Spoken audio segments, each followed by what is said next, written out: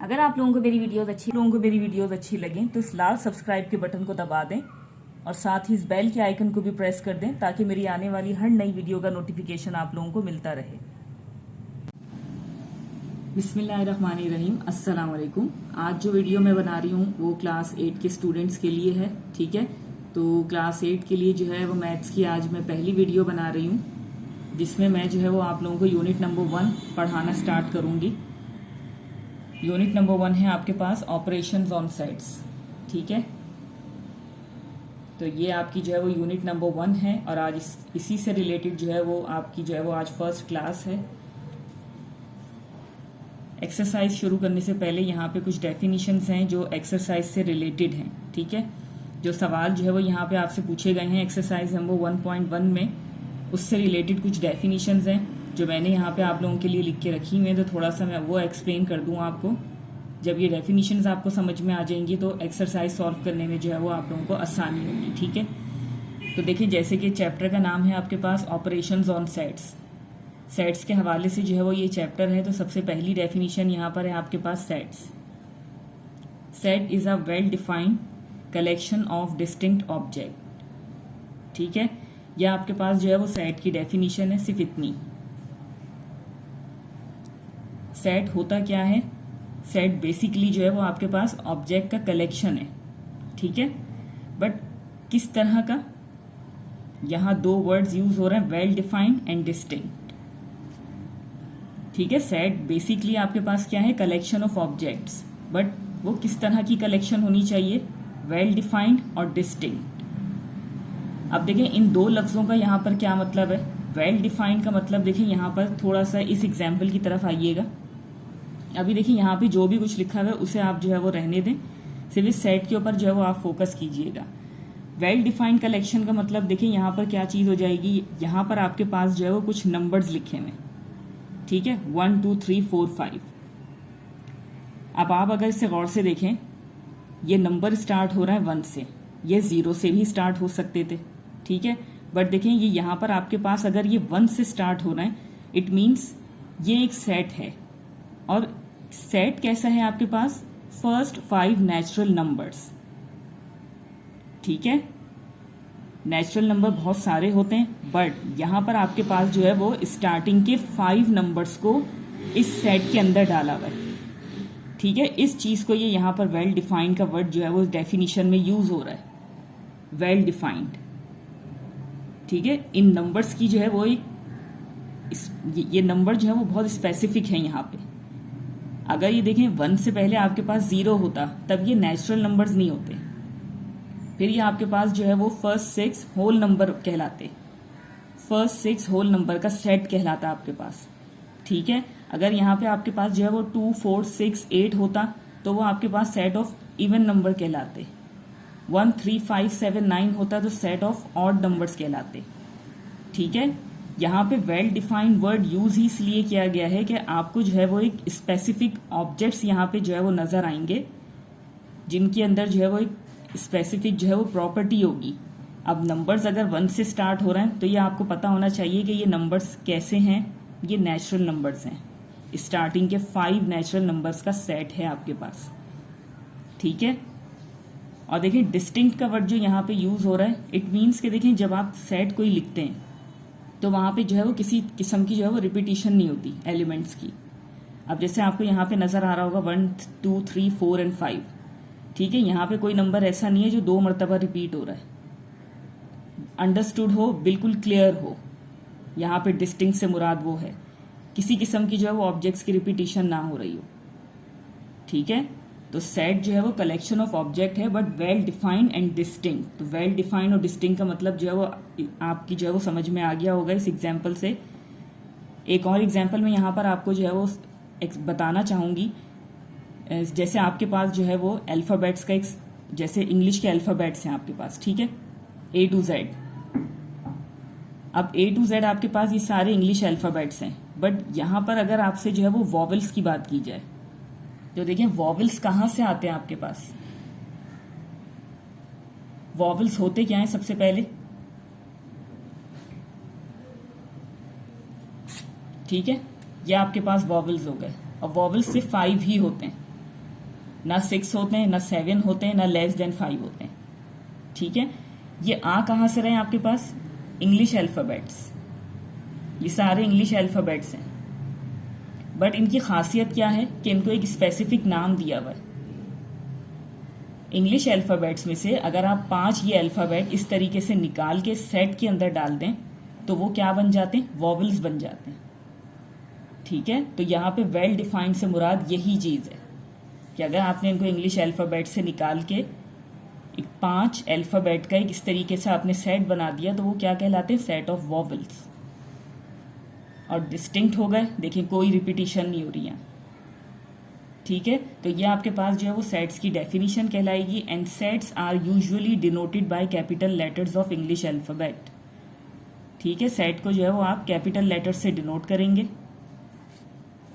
Next है आपके पास, देखिए मजीद सम एग्जाम्पल्स आर। अब देखिए सेट को जो है वो लिखने के 3 तरीके होते हैं। पहला तरीका है आपके पास ये, जैसे देखिए यहाँ पर आपको जो है वो एक सेट दिया हुआ है, set A is equal to set of first 5 natural numbers. और आगे इस तरीके से एरो डाल के मैंने लिखा है कि ये सेट की डिस्क्रिप्टिव फॉर्म है। या आप कह लें कि आप जिस चीज को या जिस सेट को आप वर्ड्स में डिफाइन करें। ठीक है, जिस सेट को आप वर्ड्स में डिफाइन करें वो जो है वो डिस्क्रिप्टिव फॉर्म कहलाती है सेट की। और जिस सेट को देखें, सेट बी है आपके पास, ये 1 2 3 4 5 नंबर्स फॉर्म में, ये आपके पास कहलाएगा टेब्यूलर फॉर्म। नेक्स्ट है आपके पास c is equal to this x such that x belongs to integers and -5 less than x less than 5। ठीक है, इस तरीके की जो फॉर्म है सेट की, ये आपके पास कहलाती है सेट बिल्डर फॉर्म। तो सेट को जो है वो आप 3 तरीके से लिख सकते हैं, डिस्क्रिप्टिव फॉर्म में भी, टेब्यूलर फॉर्म में भी और सेट बिल्डर फॉर्म में भी। ठीक है, नेक्स्ट है आपके पास सबसेट। अब देखें सबसेट क्या होते हैं? Set x is said to be a subset of set y if every element of x is also an element of y। ठीक है, if every element of x is also an element of y। अब थोड़ा सा यहाँ पे example की तरफ आइएगा। आप जो है वो सेट x को y का सबसेट तभी कहेंगे जब आपके पास x के तमाम एलिमेंट्स y में मौजूद हों। ठीक है, जैसे यहाँ पे देखें x के अंदर है आपके पास 1 2 3 एंड y में भी आपके पास है 1 2 3, बट यहाँ जो है वो आपके पास ये एडिशनल एलिमेंट्स हैं 4 एंड 5। ठीक है, बट डेफिनेशन के अकॉर्डिंग कि आपके पास एक सेट दूसरे सेट का सबसेट तभी कहलाएगा जब उस सेट के तमाम एलिमेंट दूसरे सेट के अंदर मौजूद हों, तो जो है वो उसका सबसेट कहलाएगा। ठीक है, ये सबसेट की जो है वो आपके पास डेफिनेशन है। सिंबॉलिकली वी राइट एज, आप जो है वो उसको अलामती तौर पे इस तरीके से जाहिर कर सकते हैं।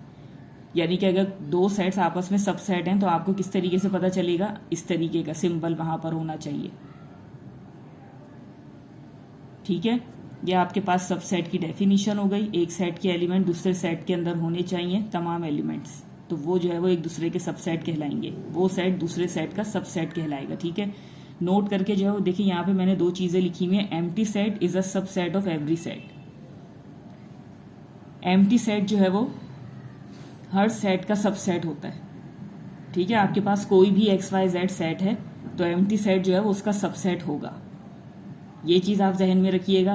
किस तरीके से, देखिए ये चीजें जो है मैं आपको बाद में एक्सप्लेन करूंगी। ठीक है, जैसे जैसे हम सवालों की तरफ बढ़ेंगे तो चीजें जो है वो आपको जो है वो और ज्यादा समझ में आएंगी। ठीक है, फिलहाल आप इस चीज को जो है वो समझ लें कि एम्प्टी सेट जो है वो हर सेट का सबसेट होता है and every set is a subset of itself. Her set जो है वो अपने सेट का खुद एक सबसेट होता है।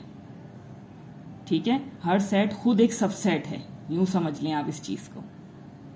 एम्प्टी सेट हर सेट का सबसेट होता है और हर सेट जो है वो खुद एक सबसेट होता है। ठीक है, ये सबसेट की डेफिनेशन हो गई आपके पास। अब देखिए सबसेट भी आपके पास 2 तरीके से हैं, एक प्रॉपर सबसेट है, दूसरा इम्प्रॉपर सबसेट है। तो सबसे पहले देखिए प्रॉपर सबसेट आपके पास क्या हो जाएगा? If set A is a subset of set B and A is not equal to B. अगर सेट ए सबसेट है सेट बी का और ए बी के इक्वल नहीं है, then we write this and से that A is a proper subset of B. देखिए example में आप गौर से देखिएगा।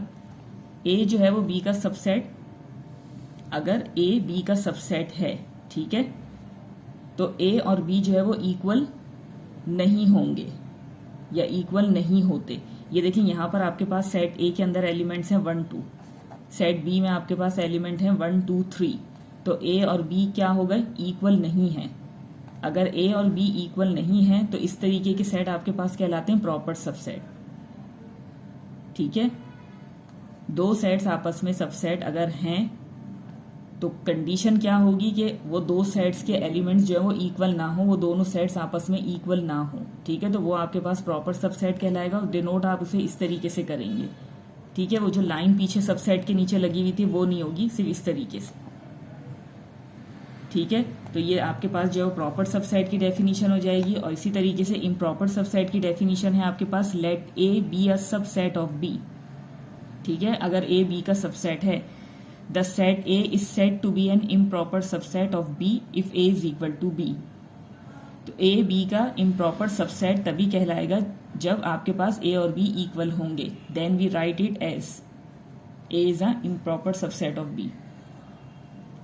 ठीक है, एग्जाम्पल की तरफ आ जाएं। देखिए यहाँ पर आपके पास दो सेट्स हैं, ए जो है वो बी का इम्प्रॉपर सबसेट कब होगा, जब ए और बी इक्वल होंगे।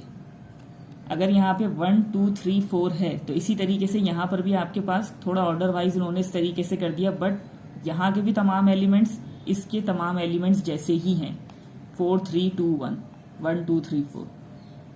ठीक है, तो ए और बी क्या हो गए आपस में एक दूसरे के इक्वल। अगर ए और बी इक्वल हैं तो वो कैसे सबसेट होंगे, इम्प्रॉपर सबसेट एक दूसरे के।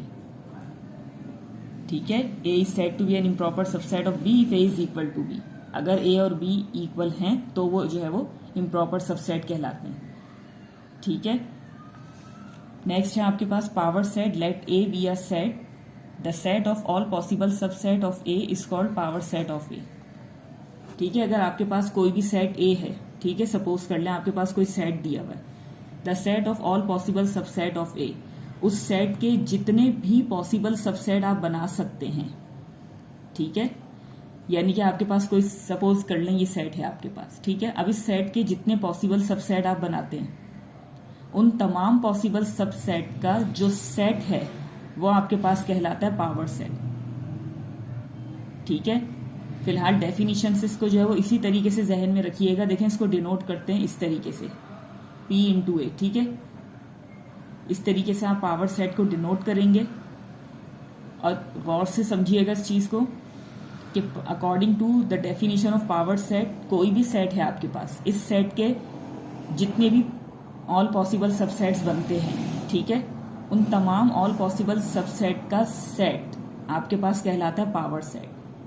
अब ये चीज जब आप एक्सरसाइज की तरफ चलेंगे तो आपको और ज्यादा क्लियर होगी कि मैं यहाँ क्या चीज कह रही हूँ। ठीक है, तो फिलहाल ये कुछ डेफिनेशंस थी जो जरूरी था कि आपको जो है वो एक्सरसाइज की तरफ जाने से पहले समझाया जाए।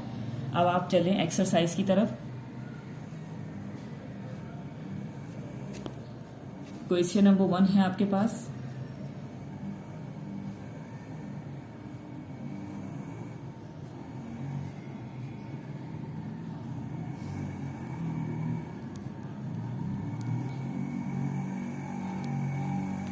ठीक है, indicate which one is a subset of the other. आपने बताना है यहाँ पे इनमें से कौन सा किसका सबसेट है।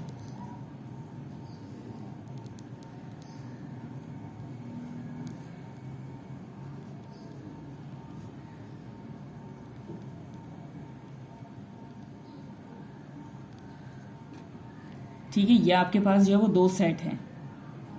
अब आपने बताना है indicate which one is a subset of the other, इनमें से कौन सा सेट दूसरे सेट का सबसेट है, ये आपने चीज बतानी है। देखिए, डेफिनेशन के अकॉर्डिंग, जैसे आपने सबसेट की डेफिनेशन पीछे पढ़ी है, तो डेफिनेशन के अकॉर्डिंग क्या है कि अगर एक सेट के एलिमेंट, सारे एलिमेंट दूसरे सेट में मौजूद हों।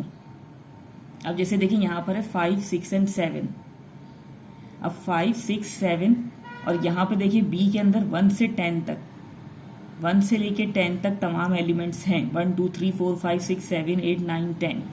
ठीक है, तो ए के तमाम एलिमेंट अगर बी में मौजूद हैं तो ए जो है वो बी का सबसेट है। ठीक है, जिन दो सेट्स के बारे में बात की जा रही है, अगर इनमें से कोई भी सेट हो सकता है, ज़रूरी नहीं है कि ये इसी का। आपने बस इस चीज़ को गौर से देखना है कि वो कौन सा ऐसा सेट है जिसके तमाम एलिमेंट दूसरे सेट में मौजूद हैं, तो वो उसका सबसेट कहलाएगा। ए के तमाम एलिमेंट्स बी में मौजूद थे, इसलिए A is the subset of B. ठीक है, इस तरीके से आपने जो वो चीज़ों को देखना है। सेकंड पार्ट है यहाँ पे,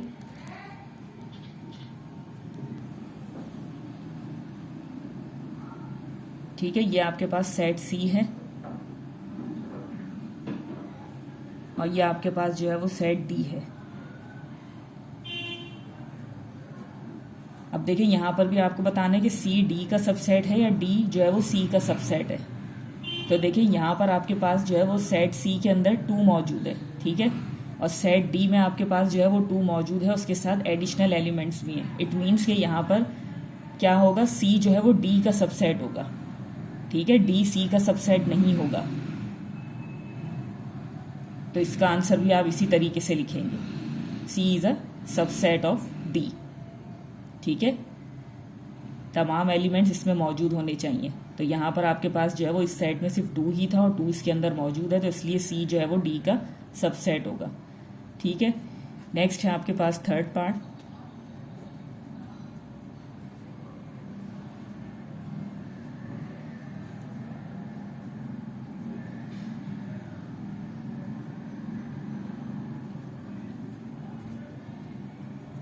यहाँ पे देखिए सिर्फ सवाल में आपसे जो है वो सबसेट के हवाले से ही बात की जा रही है। ठीक है, अब देखिए यहाँ पर है सबसे पहला सेट आपके पास सेट टी, उसके अंदर आपके पास 1 2 3 4 5 6 7 8 तक आपके पास जो है वो एलिमेंट्स हैं, जबकि दूसरे सेट में आपके पास जो है वो 2 4 6 ऐसे।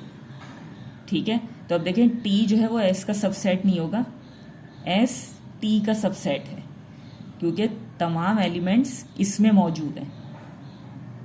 ठीक है, तो आप जब इसका आंसर लिखेंगे तो किस तरीके से लिखेंगे, S is a subset of T. ठीक है, इस तरीके से ये इसका आंसर होगा। अगर आपके पास कोई 2 सेट हैं और आपसे कहा जाए कि आपने बताना है कि इनमें से कौन सा सेट जो है वो दूसरे का सबसेट है, तो आप इस तरीके से उस चीज़ को, अगर आपने डेफिनेशन अच्छे से समझी हुई है तो आप इजीली आइडेंटिफाई कर सकते हैं कि कौन सा सेट जो है वो दूसरे सेट का सबसेट है। तो चलिए यहीं पे मैं अपनी वीडियो को एंड करना चाहूँगी, इसी उम्मीद के साथ कि जो भी मैंने आपको एक्सप्लेन किया बहुत अच्छे से आपकी समझ में आ गया होगा। अगर वीडियो अच्छी लगे तो लाइक एंड शेयर ज़रूर कीजिएगा। मिलते हैं फिर आप लोगों से अगली वीडियो में, तब तक के लिए अल्लाह हाफिज़।